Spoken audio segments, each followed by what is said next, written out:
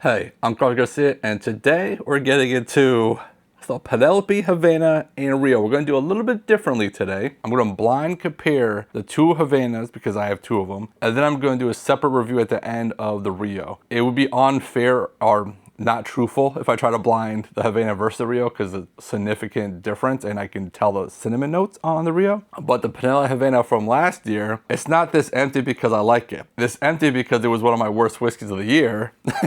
And I did a lot of videos to try to get it out of my house. And one of the reasons was because of a very strong bread dough note, which I haven't got on the newer batch 2. So I'm curious to see if I pick that up today or if the new Havana is actually better than the first Havana. So that's what we're gonna find out today. But first, let's do a giveaway. All right, so this giveaway is for a sample of my pick, and I think so batch 15 or 16, whatever the batch one is for copper and cask. And the winner is Benenato. Benenato, congratulations. All right, let's get right into the Havanas and see if there's a difference on the nose. I'm really hoping there is. All three of these bottles are around $80 MSRP. I know they're a little bit harder to find. So nose on the A, not my favorite nose.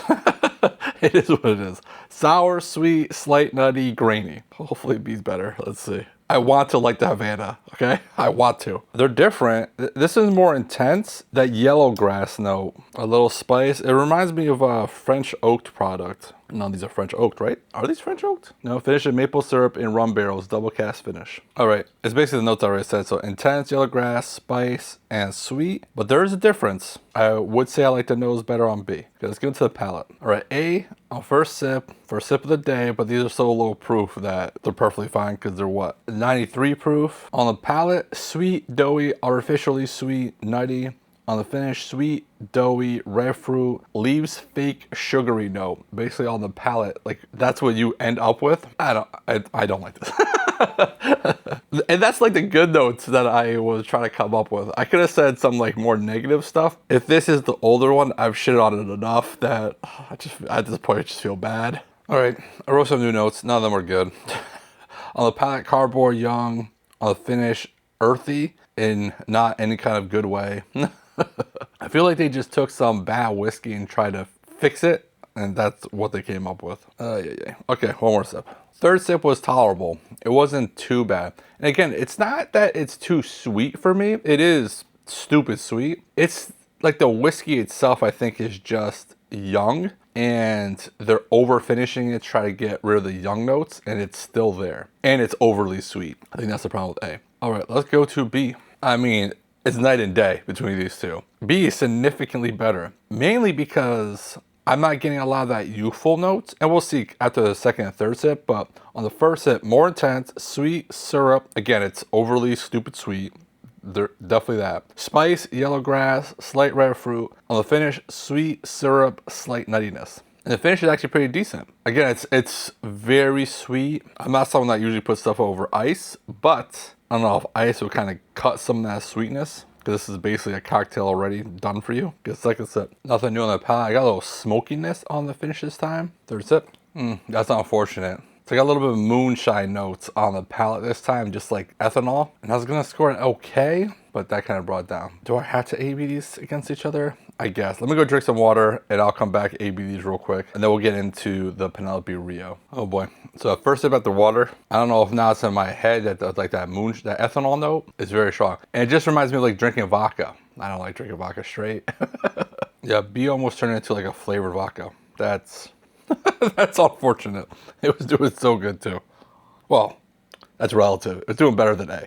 I mean, that ethanol note is just bringing B down so much that I'm starting to like A more. That cannot be correct. Okay. Okay. Plenty left. I can go back and forth a little bit. Going back and forth, I definitely like B more than A. I did bring A up a little bit in the score and B a little bit lower.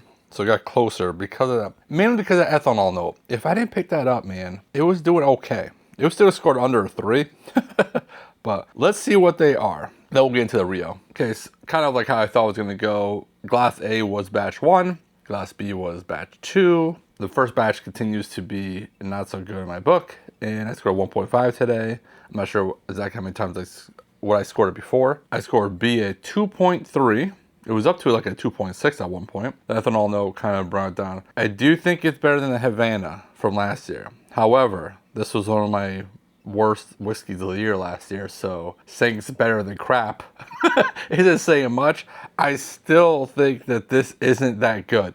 Will it fall into the worst whiskey of the year of 2026 for me? Possibly, because I know I scored this already 3 times, and all 3 times it's been under a 3. So we'll see. We'll get into that when we have to get into that.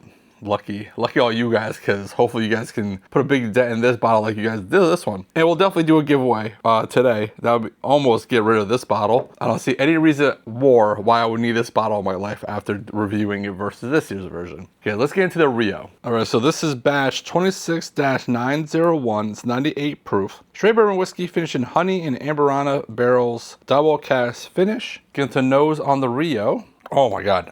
I thought the Havanas were sweet. Holy crap, that is sweet, sweet. Stupid sweet. And cinnamon. Now, I used to have another Rio, and I'm sure I did not drink it all. What I think happened was, I think one of my friends from my Whiskey Cigar Club came over here and probably bought it from me, because that does happen. And it's not something I really enjoy that much. So I was like, yes, please take it away. Okay, so I'm trying to fight through the sweetness to try to pick up other notes besides just cinnamon. I got cardboard notes and slight red fruit, but it's just strong sweetness and cinnamon. Again, this is my problem with kind of this whole, like, these crazy lines for $80. If you're gonna put this out as like Cinnamon Toast Crunch for $20, like in a flavored whiskey thing, okay. $80 for this seems a little bit too much. Go palate. All right, I got a pretty interesting note this time. So sweet cinnamon, obviously, right? Young, a cinnamon mint note, which kind of reminds me like maybe like a gum. I don't know if there's a cinnamon mint gum, but kind of like if you threw those types of gums in your mouth, like a cinnamon and a mint, and that was kind of like a note together. I got on the finish, that cinnamon mint note, chocolate sweet. Not terrible, not gonna lie to you.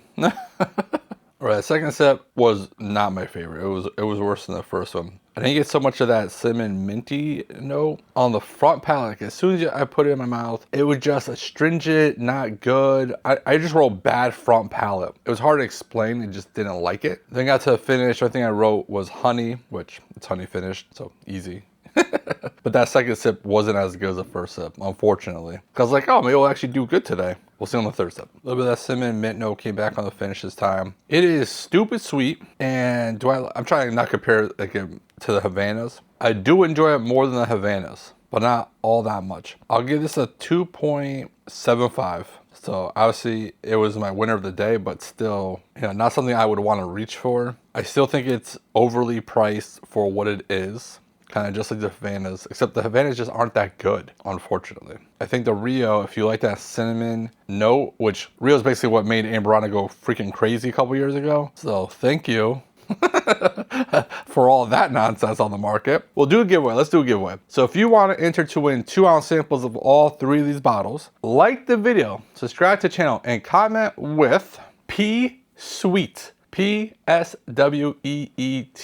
All one word for Penelope Sweet. I'm gonna put like Penelope Dumb or something like that, but I don't want to be too harsh because I'm sure there's a lot of people that like these. I know people chase them, so I'm just not the biggest fan. And it's not, again, it's not because they're overly sweet. It doesn't help it, but it's more of like the underlying, the whiskey in it, I think is just younger, and they're trying to like double finish it to try to make it better, and I just don't think it's working out. I will give it to the Penelope Rio. It did better than I thought it was gonna do, but still, nah. So tell me in the comments if you had these and if you like these, but don't do nothing stupid.